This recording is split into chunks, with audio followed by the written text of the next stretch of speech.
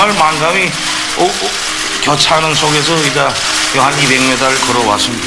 그래서 오늘 이 자리에서 평화 번영, 국난관계가 정말 새로운 역사가 씌워지는 그런 순간에 이런 출발점에 서서 그 출발선에서 신호탄을 쏜다는 그런 마음가짐을 가지고 여기 왔습니다. 어렵사리 평양에서부터 평양냉면을 가져왔는데 대통령께서 좀 편한 마음으로 평양냉면 이 멀다고 말하면 안 되겠구나.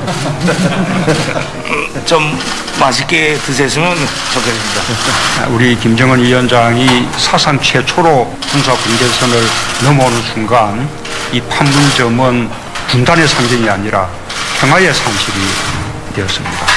오늘 우리 대화도 그렇게 통 크게 대화를 나누고 또 합의에 이르러서 우리 온 민족과 평화를 바라는 이 세계 모든 사람들에게 큰 선물을 만들어줬으면 좋겠습니다. 네, 사운드 오브 뉴스 시간인데요. 오늘 오전에 있었던 김정은 위원장 또 문재인 대통령의 대화 내용을 들어봤습니다. 김민아 기자 어서 오세요. 안녕하세요. 방금도 그 냉면 얘기가 나왔는데 오늘 하루 종일 뭐 냉면이 화제예요. 그렇죠. 오늘 점심으로 북한 음식, 특히 이제 냉면 먹었다 이렇게 말씀하시는 분들이 많았는데요. 실제로 서울시대 주요 평양냉면 가게 다 이제 그야말로 문전성시였다고 하고 가서 기다리면서 놀라서 사진 찍어서 다들 이제 소셜 미디어 이런 데 올리는 그런 상황들이 이어졌습니다. 예. 근데 그 김정은 위원장이 말을 하다가 멀리 뭐 이렇게 하면 안 되겠구나 뭐 이렇게 한 건 무슨 말이에요? 이게 이제 옥류관이나 이런 데서 만드는 평양냉면은 면을 볶고 5분 안에 육수에 담그는 이런 것을 원칙으로 한다고 합니다. 뭔가 메밀의 향을 또 느껴야 되고 또 면이 불면 안 된다는 거죠. 그래서 제면기를 아예 판문점 북측 통일각에 가져다 놓고 거기서 면을 뽑은 다음에 이 군사분계선 넘어서 평화의 집으로 배달하는 그런 계획이었다고 하거든요. 예. 그러니까 정확히 따지면은 평양냉면이 뭐 멀리서 오는 건 아닌 셈인 것이죠. 바로 통일각에서 오는 거죠. 그렇죠. 오늘 외신들도 관심이 컸죠? 거의 모든 지역의 통신사들이 오늘 남북정상회담 상황을 거의 실시간으로 중계하면서 그야말로 지대한 관심을 표했습니다.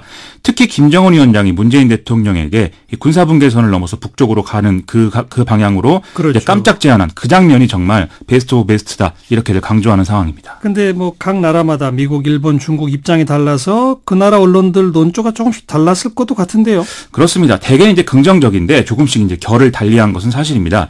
미국 언론들의 경우에는 뭐 남북 정상회담 자체의 의의를 높게 평가하는 그런 과정이지만 김정은 위원장이 핵과 미사일을 전면 포기할 가능성은 여전히 높지 않다. 이런 지적을 같이 내놓는 그런 분위기였고요. 그러면서도 북한과 김정은 위원장이 뭔가 외교력을 적극적으로 발휘하고 있다. 이런 점에서 지금까지 너무 과소평가해왔던 것도 좀 평가해야 되지 않느냐 이런 얘기를 또 같이 하고 있습니다. 예. 일본 언론들도 이 핵포기가 실현될지에 대해서 좀 의구심을 갖고 경계심을 표현하는 그런 상황들이었고요. 중국의 경우에는 좀 달랐죠. 북한이 대화 테이블에 나왔으니만큼 이후 논의는 좀 제재, 해제 이런 쪽으로 맞춰지기를 기대하는 그런 눈치였습니다. 그리고 공동선언문을 양국 정상이 나란히 발표하는 이것도 참 특이한 모습이잖아요.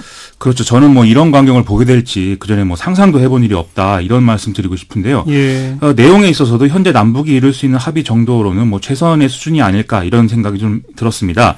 뭐 개성에 남북 공동 사무소를 설치한다. 보통 이제 양국 어떤 그 양국 관계라고 하면은 양국의 수도에 설치하는 것인데 특별히 개성에 설치했다는 것은 국제제재 관련 논의가 진정될 경우에 개성공단 재개 이런 것들을 위한 복선이 아니냐 이런 해석이 가능할 것 같고요. 예. 또 이산가족 상봉도 원래는 류경호들 종업원 탈북 문제 이것 때문에 북한이 좀 소극적인 태도였는데 전격적으로 또 수용했다 이렇게 볼 수가 있겠죠. 예. 그 외에 뭐 비무장지대의 비무장화에 대해서 평화수역 설치 이런 것도 성과라고 꼽을 수 있겠는데 뭐 앞에서도 말씀하셨지만 비핵화 관련해서는 뭐 완전한 비핵화 이 정도 표현이 들어갔다. 이 점은 좀 미진하다 이런 지적들도 하는 분들이 있죠. 그렇죠. 근데 이거 이상은 또 북미 대화에서 풀어야 될 문제가 아니겠습니까? 예. 정기적인 남북회담도 명시돼 있고 문재인 대통령의 가을 방북도 예정돼 있으니만큼 북미 회담 이후 국면 기대해 볼 만하다. 이런 말씀 드리고 싶습니다. 비핵화 대목에 다소 아쉬움 이거는 결국 북한과 미국 사이의 핵 담판 이걸 예고하는 것이다. 지금 트럼프에게 줄 부분 남겨놔야 된다. 이런 얘기를 하는 분들도 있습니다. 자, 남북 정상회담 소식 이 정도 정리하고 다른 뉴스 몇 가지 짚어봅니다. 어제 정선의 철광 사고 소식 전해드렸는데 추가 확인된 사실들 좀 정리해 주시죠. 어제 매몰자 한 명의 생사가 확인되지 않고 있다 이렇게 전해드렸는데 그 말씀을 드린 이제 조금 후에 이제 시신으로 발견됐다 이런 뉴스가 전해졌고요. 아하. 그래서 인명 피해는 3명 사망, 3명 중경상으로 최종적으로 확인이 됐습니다. 이런 가운데 오늘은 이제 사고 원인 등을 규명하기 위해서 유가족들이 참여한 가운데 현장 재조사가 또 진행이 됐다고 합니다. 뭐 사고 원인이 좀 밝혀지고 있나요? 이 생존자들의 증언을 보면은 발파 준비 작업을 하던 중에 굉음과 함께 머리 위에서 돌무더기가 쏟아졌다 이렇게 얘기를 하고 있다는 거거든요. 당시에 철광은 상부 갱도와 하부 갱도로 이루어져 있었는데 이 생존자들이 투입됐던 곳은 하부 갱도였고 또 발파 준비만 하고 있었지 실제 발파를 하지 않았다라고 하는 것이어서 예. 상부 갱도에서 폭발이 일어났다 이렇게 추정할 수 있는 부분입니다. 어허. 또 실제로 상황을 확인해 보니까 상부 갱도에서 환기용 갱도를 뚫기 위한 이 수직 굴진 발파 작업이 실제로 있었다고 하거든요. 그래요?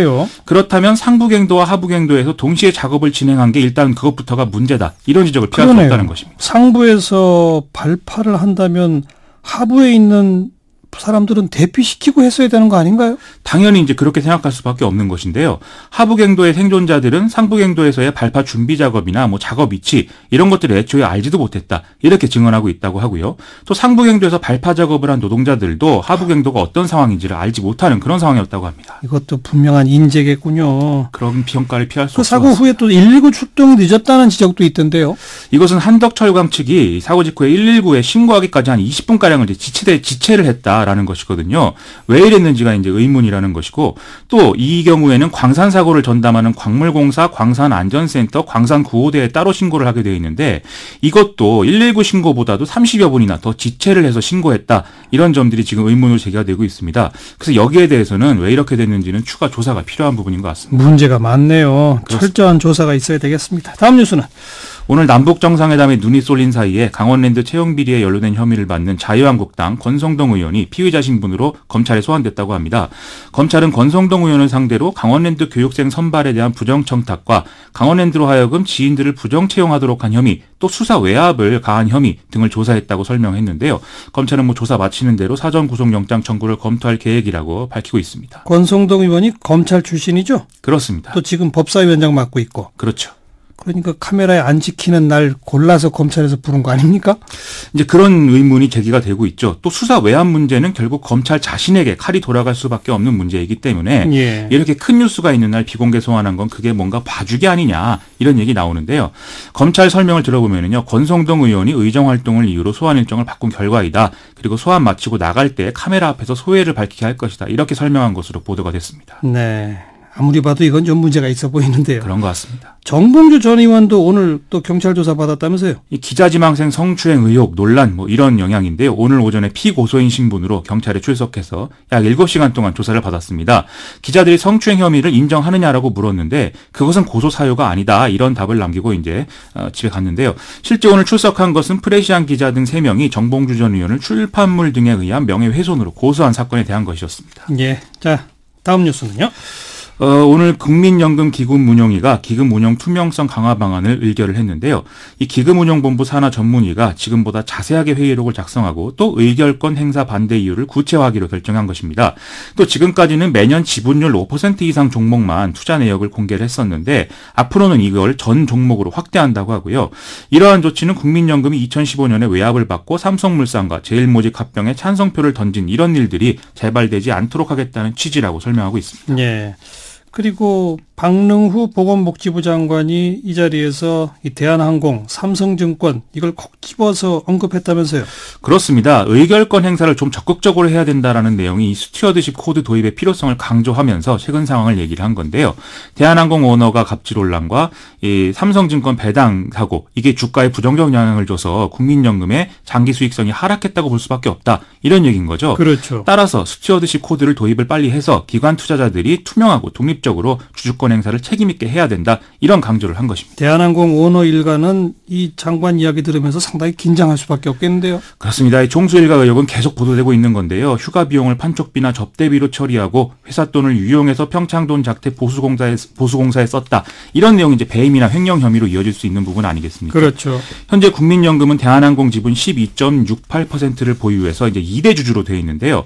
만일 스튜어드십 코드 도입을 앞당기게 되면 국민연금이 공개적으로 주주 활동을 하면서 주총안건 통과를 위해서 다른 주주에게 의결권 위임도 요청할 수 있는 등 회사 경영에 더 적극적으로 개입할 수 있게 되는 것이죠. 예. 그룹 총수 입장에서는 그야말로 무서운 일이 아닐 수가 없습니다. 국민 돈 받아서 관리하는 국민연금 당연히 이렇게 했어야죠. 맞습니다. 당연합니다. 수고하셨습니다. 고맙습니다. 김민아 기자였어요.